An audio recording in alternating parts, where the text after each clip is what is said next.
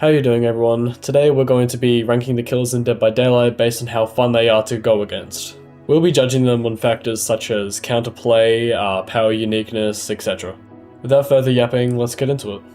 Starting at the bottom of F tier is Artist. I personally just can't really see how she could be fun to play against at all, especially considering the fact that she can just block any loop with her crows. I find Artist has some skill expression, but it's not really that pronounced, especially since your whole games just kind of revolve around blocking loops and catching up to survivors eventually. So that's why I kind of feel like she's pretty boring to go against. There's not really much you can do. Dredge. I think Dredge is okay to kind of, deal with for the most part, but when it goes into Nightfall, it becomes a pain to go against him because you literally cannot see anything in your way. You cannot see pallets, you cannot see vaults, you can't see anything, and it just kind of feels like your whole looping ability has just been, unfairly nerfed. His Remnant can also lead to some really wacky mind game situations where it's not really about skill as much, it's more about just guessing if the person will go a certain way. So that's kind of why I think is a bit uninteractive, a bit unskillful, really. Vecna. Vecna is pretty uninteractive too, in my opinion. I find that if you're not in a closed off area where, there's line of sight blockers, avoiding his attacks can be almost impossible. My games don't work at all against him in the open.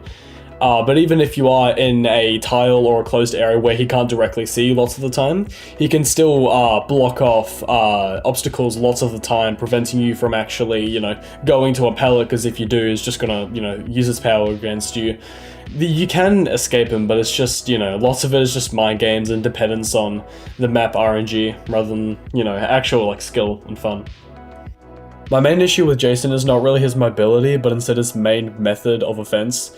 His little spear thing that he throws at survivors is pretty small, and you can't really hear it coming very well, at least, compared to other throwables like Trickster's Knives or Huntress's Axes. It just feels really annoying to go against because most of the time it can fit through very small little gaps, and it can hit you even when there are tiles. He can mind game you very well with it. And because it's his main, source of dealing damage to survivors, and he can reload almost practically anywhere, it's quite a big issue in my experience. The Nurse. You know exactly why I'm putting her in F tier, The last thing I want to hear at the start of the game is the sound of the most powerful killer in the game that can phase through virtually any obstacle that the survivors throw at them, and there's almost nothing they can do to counteract it. For a long time, I would imagine Nurse has been quite unfun to play against because, there's almost zero counterplay to her. She can phase through everything, traverse the map really fast. I still think Nurse needs more of a nerf.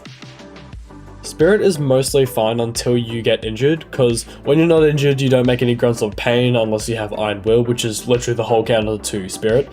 And that kind of makes her phase walking quite balanced, in my opinion, because then she actually has to, detect your footsteps, your breathing. It requires real skill to be able to master that. But the main problems obviously arise when you're injured, because you're constantly making grunts of pain and she can just easily tell where you are. She can hit you, you're injured, you run away, she phase walks, and the next second she's already really close to you and she downs you really quickly. And if you don't heal against this killer, just don't expect to get very far at all. The final killer on F tier is Death Slinger. I don't really like going against it for the same reason as Jason, that being his projectile is too quick, too small, you don't really know when it's coming. But it's also definitely quite annoying how he can pull you away from important loops, giving him enough time to reload and then shoot his unpredictable projectile again. If his projectile had a bit of a sound cue or a bit of a little bit more of latency between shooting, it would probably be manageable. He would almost be completely fine, but it's just the projectile's annoying. Moving on to D tier, we have Kaneki. Most of the time using his power, he can lend a completely free hit on a survivor, which is already annoying enough, but then he can also zoom over to survivors and block off certain loops quite easily, but also being able to traverse the map possibly the fastest in the whole game, and that is one thing that is really annoying about having to go against this killer, because, I put him in D tier for a reason. It's not always annoying, but it's just the free hit really kind of sets me and others off. Pyramid Head. It's a shame because I actually really like this killer in general, like his design is really nice and everything, but it's mainly the fact that he has a really strong anti-loop ability that can just go straight through walls and stacks really well with aura reading perks, to the extent where sometimes there's almost nothing that survivors can do at that point. And that's just kind of the main thing about Pyramid Head. And some Pyramid Heads you go against can't really use it that well and you can dodge them quite easily, but it's really the good Pyramid Heads that make it annoying. Next up is Huntress. Usually Huntress isn't really that bad, but it's mostly skewed from the players that are really good at Huntress. Normally Huntress would be around a C tier, like I don't really mind it that much. I would imagine other players think the same too, but the real problems come around with Huntress's potential, with throwing headshots across the map and not being able to, you know, tell where she is very well.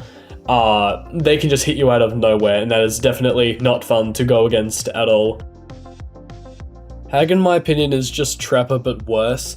I find she can hide her traps a lot better, and they can just catch you out of nowhere, making her find survivors quite undeserved in my opinion. It's mainly just being able to do that makes her so annoying. Plus she can also camp hooks very well by placing traps around the hook, so if a survivor tries to save you, either they have to crouch the whole time, and that's quite annoying, or they get caught and she can easily tunnel, which is not good. Next is the other Vecna. His power is just way too complex. It's too many powers to deal with at once. Not to mention his little iridescent add-on that can cause his skulls just to go down to floor level, so it can catch survivors really off guard, and I feel like it just makes, you know, the ability just not really fun, I guess. There's not really many ways that you can dodge it. He can easily put you into scenarios where it's a lose-lose. Kind of that, I guess. Blight isn't as so bad as the other S tier killers because of his counterplay to him, especially around some certain tight tiles that you can go around. But still, you know, his sheer power is just not really that fun. Sometimes, or lots of the time, there are loops that you just can't avoid his power almost at all, especially with his little lunge that he can use to flick around corners pretty easily, as long as there's not lots of them. Yeah, and it makes, you know, allows for really easy hits, kind of like Ghoul, but a bit harder. Trickster, one of my mains actually. His rework made him D tier, but I think in the past he was probably F tier. And I'm actually kind of thankful that he is a bit more fun to play against now, a bit more balanced, although he is weaker thanks to the 4.4 movement speed and other stuff. The main thing about him that makes him annoying to go against is probably his blade throwing, absolutely. Being able to throw blades repeatedly at survivors in open areas where there's nothing really that they can do is absolutely annoying. But even around tiles, you have to hope that the tile is a high tile, in which if it's a medium or low tile, it doesn't do anything. So it's either he wins the loop really easily, just throws knives at you, you have to crouch and it's really slow and you die, or you have a really high loop in which the Trickster is not having fun, the killer player is not having fun because he can't throw knives, and that's kind of the only place of solace you can find when playing against him. Otherwise, it's just a pain in the ass. Dracula's kind of when we're stretching D tier a little bit. He's mostly fine, you know, his Bat tier is, you know, balanced in my opinion. I think it's pretty good. The wolf form is also pretty good. It doesn't really cause that many issues, but in my opinion, the main problem starts with the Hellfire. It's pretty similar to the Executioner's, you know, wall-piercing ability, little projectile that can just go straight through walls. And I guess that's kind of why I put Dracula at the top of D tier. He's mainly just Pyramid Head, but a bit more balanced because he gets diluted a bit by his modes, I guess. And also, I think Hellfire's a little bit shorter, I'm not sure. I've just made that up out of my ass, but I feel like it is. The final killer in D tier is Twins. I guess it's a kind of design with Victor and stuff. You know, Victor's just annoying. He's a little gremlin that just crawls all over the ground and ambushes you really fast and pounces really well. He's just annoying. Victor kind of pisses me off, where I'm sorry. But also slugging. Twins is very good at slugging. If you don't heal your team properly, they will slug, and it's a bit annoying, I guess. But it's not really the player's fault 100% because, you know, the killer is kind of designed to slug along with Oni, but yeah, that's what I think.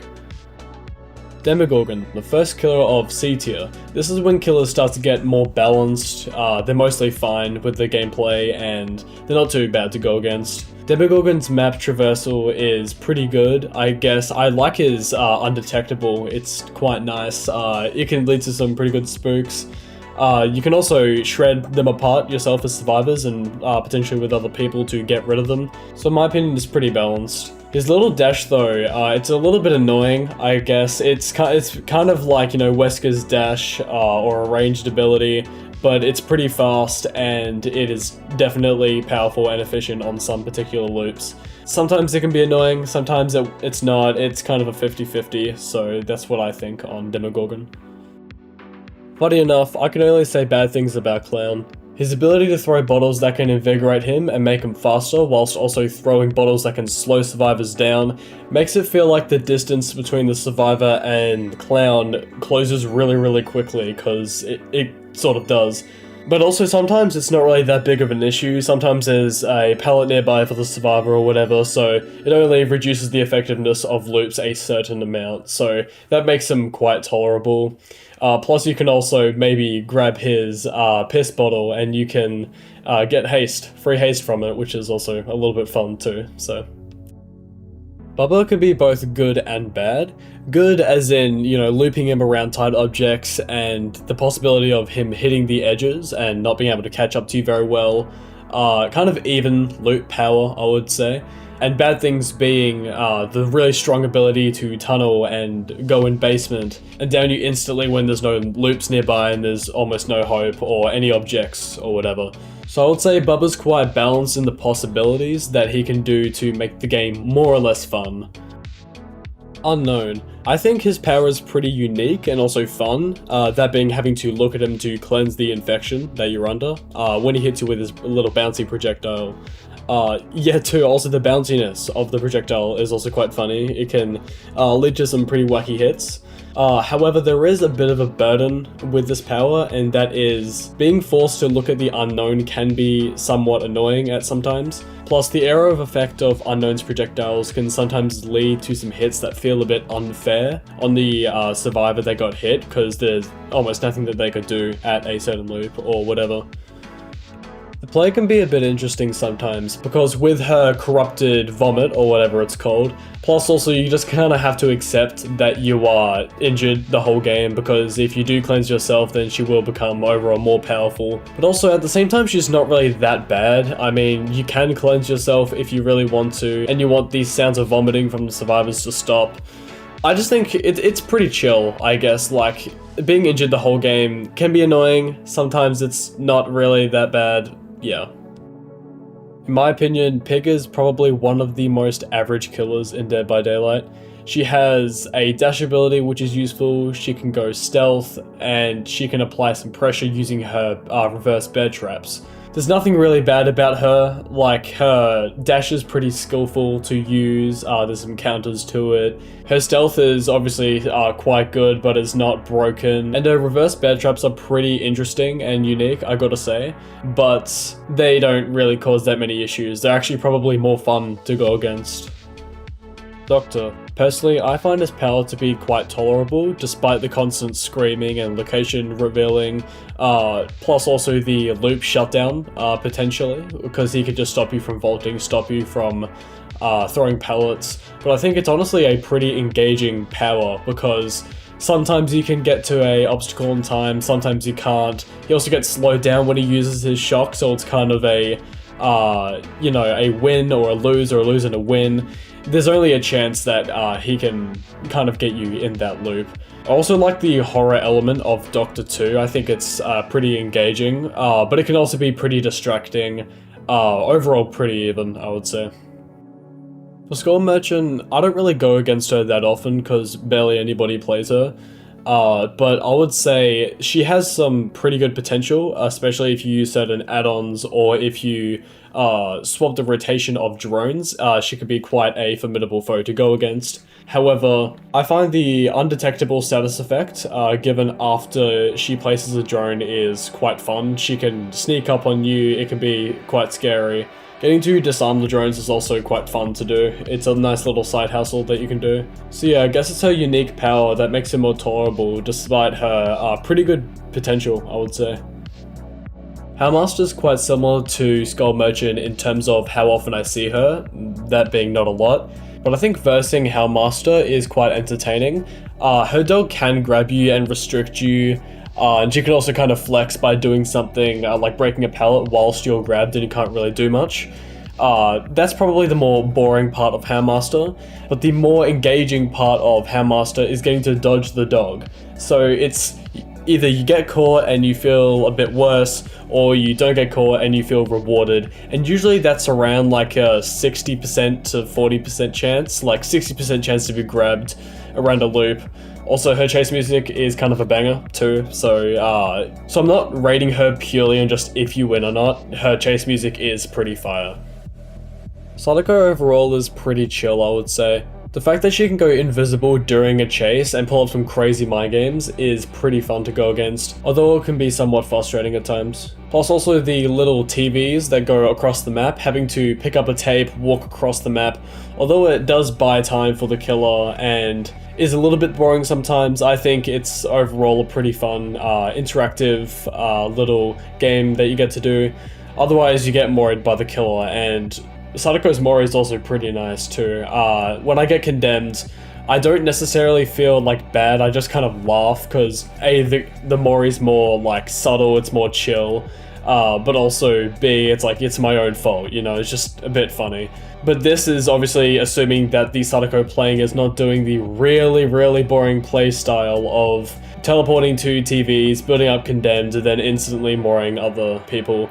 If someone was doing that strategy, I would probably put Sadako in F tier, like practically to the bottom of F tier, just because of how boring and cheesy it is. But you know, that's up to the Sadako players to decide if they want to do that. Hopefully they don't though, because it's pretty boring. Oni players can sometimes bring anti-healing builds or slugging builds, which is definitely a bit cheesy too. Plus his power can also be quite annoying to go against because it can lead to some really wacky hits that you had almost no control over whatsoever. But at the same time, his power makes him, I guess, interesting. He has to work for his power, so it's not something that can just be instantly triggered like Nurse or Blight, and yet it still has many weaknesses. You can still be juked around little corners or loops and such. It also fills you up with fear too, because his screaming and his dashing at you at max speed, and you know, he's furious, and that's quite fun to see him yell and all that stuff, I guess. pretty balanced killer. Freddy is another killer that not many people play that often, and I don't really see him in that many of my matches, but when I do go against him, I think he's pretty good overall. Like the other killers, he has some upsides, he has some downsides. His ability to put players into a dream state is pretty fun. The sky, you know, turns grey and it like moves around really fast like it's a hurricane. You can go to clocks and get a cool immunity timer, which is pretty good. But also he can hinder you with his attack, but you can also dodge it at the same time. Like, he's pretty chill. Teleporting isn't so bad because you can run away, but it is obviously still better for him to do it. Yeah, I like Freddy. At the top of C tier we have Hillbilly.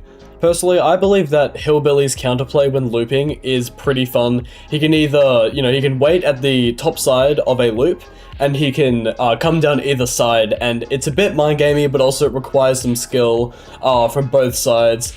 I kind of like it, actually. It's basically Blight, but a bit more fun to go against. He can also down you, though, with his chainsaw instantly, which feels a little bit unengaging, kind of like Bubba. He was also in C tier. But his entertaining looping makes him quite good, though, I think. It kind of makes up for it. I like him. B tier is where killers actually start getting somewhat fun to go against. Like, when I see this killer, I feel like, oh boy, you know, I feel a bit more excited. Starting off with Myers. I like Myers personally. He's quite scary at times. He can sneak up on you, grab you off of the generator. He can also run the jump scare Myers build, which is also pretty peak. I love that build. His Slaughtering Strike can also be pretty frightening sometimes too at a loop. He can hide his red stain, charge up the Slaughtering Strike, and you don't know where it's coming from, and just bam, he can shoot at you. Basically, Michael Myers is pretty scary, I would say. He's a spooky little guy, that's for sure. Ghosty is kind of like Michael Myers. He can sneak up on you pretty easily, but also he can expose you right before he hits you. Sometimes it can be quite annoying, but I think the scariness factor of it kind of makes it better, in my opinion. I think Ghostface actually is more stealthy than Michael Myers because he can just go invisible and just quickly expose. He doesn't go in this big mode where he has a terror radius, so he's even more spooky. Trapper. Unfortunately, he's fallen off massive time from the early days of DBD. I think it's quite a good killer to go against. The whole idea of traps in general just really helps the horror game vibe, and I know that because stepping into a trap, especially when you're not in a loop, is pretty, I think it's frustrating but also funny and also a bit spooky because your character just gets stuck immediately and screams at the top of their lungs. I would really like to see Trapper actually be buffed but still have his trap mechanic because it is definitely a scary and interesting / unique mechanic. Legion. First of all, surely everyone has to agree on this, but their chase music is an absolute banger. The sheer beat that goes down in that theme is incredible. I love the chase theme. I also like how they move really fast as well. Even though I'm not the person playing the killer, I still like seeing Legion run fast and hit feral frenzies, and also watching them just run off sometimes if they feel like it, and kind of forgiving me is pretty cool. But yeah, it's mainly the chase music. I love the chase music. The main thing that makes Springtrap fun is definitely his security doors. The fact that you can go up to it and you can view cameras around the map and also reveal his aura, but also go through the doors and potentially, you know, find a person to heal, find a generator to reveal, and just overall traversal over the map is a really fun addition. His fire axe is okay, really. You can dodge it, but also it can lead to some mildly infuriating hits, because he can hit you at close range, and then he can just immediately jump scare you, which goes against flashlight saves. But his doors are pretty cool, I gotta give him that. But also his design, don't forget his design. I think you kind of have to say thank you to Scott Cawthon for that, I guess. But the developers of DBD did actually do quite good at recreating Springtrap in a more realistic sense, so. Similar to Springtrap in a sense, Xenomorph has quite fun map interactions with his little tunnels and the turrets that you can grab out of it.